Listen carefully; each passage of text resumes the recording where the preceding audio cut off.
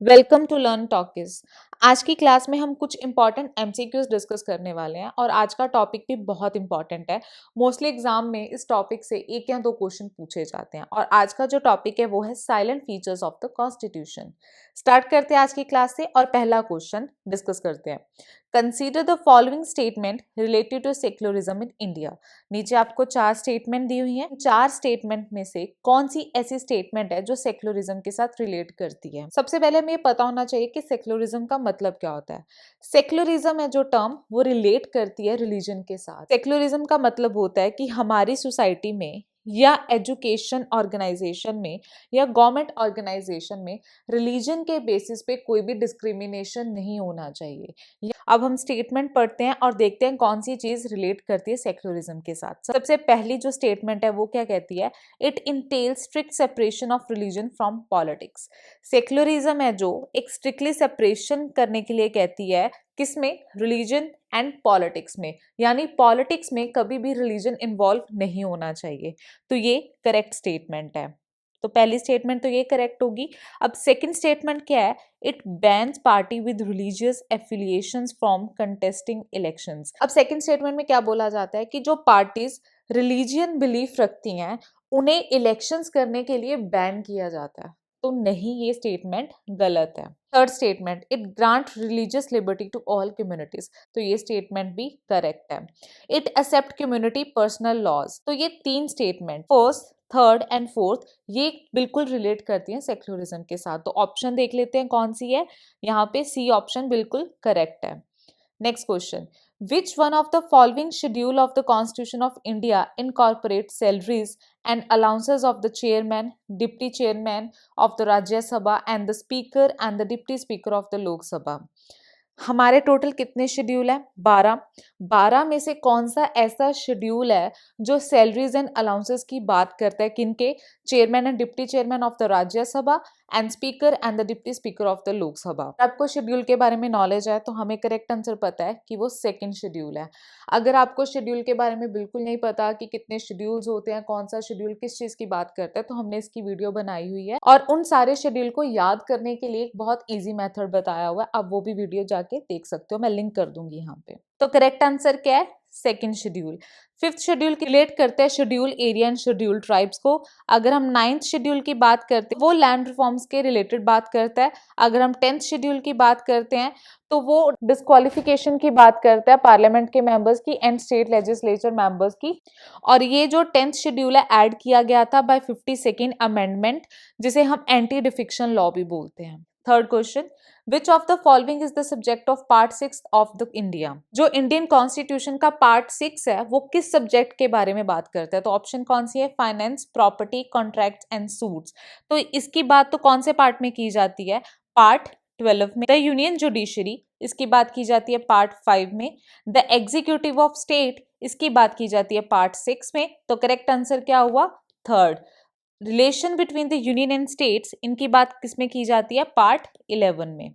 तो पार्ट 6 में the executive of state subject की बात की जाती है। Next question, which of the following is not the salient feature of the constitution of India? कौन से ऐसे चार ऑप्शन में से ऐसा फीचर है जो कॉन्स्टिट्यूशन का साइलेंट फीचर नहीं है? सबसे पहला, written constitution and supremacy of the constitution. तो हमें ये पता है कि जो हमारा इंडिया का कॉन्स्टिट्यूशन है वो रिटन है, तो ये तो साइलेंट फीचर है। उसके बाद क्वासी फेडरल स्ट्रक्चर, ऑब्वियसली ये भी हमारा एक साइलेंट फीचर है। कमिटेड जुडिशरी, ये गलत है। तो इंडिया की जुडिशरी है वो बिल्कुल भी कमिटेड नहीं है, तो ये एक साइलेंट फीचर नहीं है कॉन्स्टिट्यूशन का। लास्ट, डिस्ट्रीब्यूशन ऑफ पावर, तो ये भी एक साइलेंट फीचर है हमारे कॉन्स्टिट्यूशन का। इंडिया में जो पावर है वो डिस्ट्रीब्यूट की जाती है। तो करेक्ट आंसर क्या आ जाता है? थर्ड।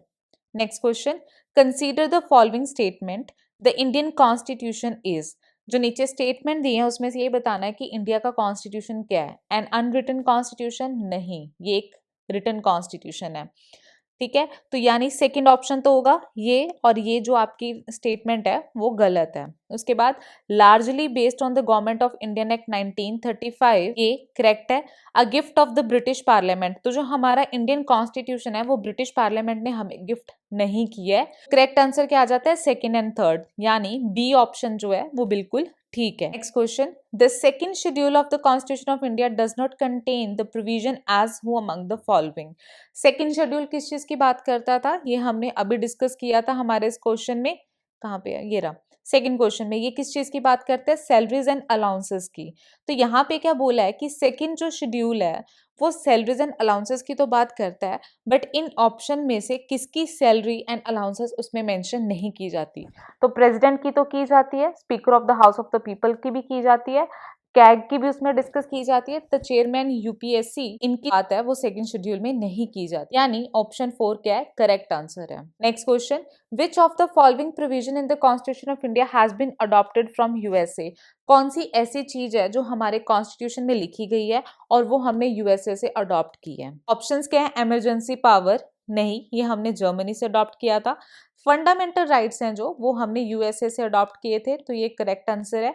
उसके बाद पार्लियामेंट्री सिस्टम है जो हमने ब्रिटेन से अडॉप्ट किया था। उसके बाद directive principle of state policy, ये हमने आयरिश कॉन्स्टिट्यूशन से अडॉप्ट किया था। करेक्ट आंसर क्या आ जाता है, फंडामेंटल राइट्स हैं वो हमने यूएसए से अडॉप्ट किए थे। Next, Which of the following statement correctly describe the 7th schedule of the Constitution of India? तो जो नीचे स्टेटमेंट दी गई हैं उनमें से कौन सी ऐसी एक स्टेटमेंट है जो 7th शेड्यूल के बारे में बात करती है। सबसे पहले, it contain the language recognised in the constitution, नहीं इस चीज की बात नहीं की जाती। It contain the provision regarding the administration of tribal areas, नहीं इसकी बात भी 7th शेड्यूल में नहीं की जाती। It list distribution of power between the union and state, yes option c correct answer है। जो 7th शेड्यूल है वो डील करता है 3 लेजिस्लेटिव लिस्ट के साथ, union, state and concurrent list. तो ऑप्शन 3 है वो करेक्ट आंसर है। डील्स विद द सैलरीज, ये तो हमें पता ही है, इसकी बात 2nd शेड्यूल में की जाती है, तो करेक्ट आंसर क्या आ जाता है, 3rd। Next question, which of the following schedule of the Constitution Indian contain provision regarding the land reform legislation? ये तो हमने अभी डिस्कस किया था कि लैंड रिफॉर्म की बात कौन से शेड्यूल में की जाती है, कौन से शेड्यूल में की जाती है, 9th शेड्यूल में डिस्कस किया जाता है लैंड रिफॉर्म के बारे में। नेक्स्ट क्वेश्चन, यहाँ पे 10 आएगा, 5 नहीं आएगा। Consider the following statement, the salient feature of Indian constitution provide for single citizenship for whole of India, correct है बिल्कुल कि ये statement. Strictly federal form of government, ये ऑप्शन गलत है। Then 3rd, unique blend of rigidity and flexibility, ये तो हमें पता ही है कि जो हमारा कॉन्स्टिट्यूशन है वो रिजिड भी है एंड फ्लेक्सिबल भी है, यानी ऑप्शन 1 एंड 3 बिल्कुल करेक्ट है, यानी ऑप्शन डी। तो ये थे कुछ इंपॉर्टेंट क्वेश्चन, टोटल 10 क्वेश्चन जो हमने डिस्कस किए हैं। अगर आपको इसमें कोई भी डाउट है, आपको कुछ समझ नहीं आ रहा, let me know in the comment section. अगर आपको वीडियो पसंद आई है, do like, share and subscribe to the channel.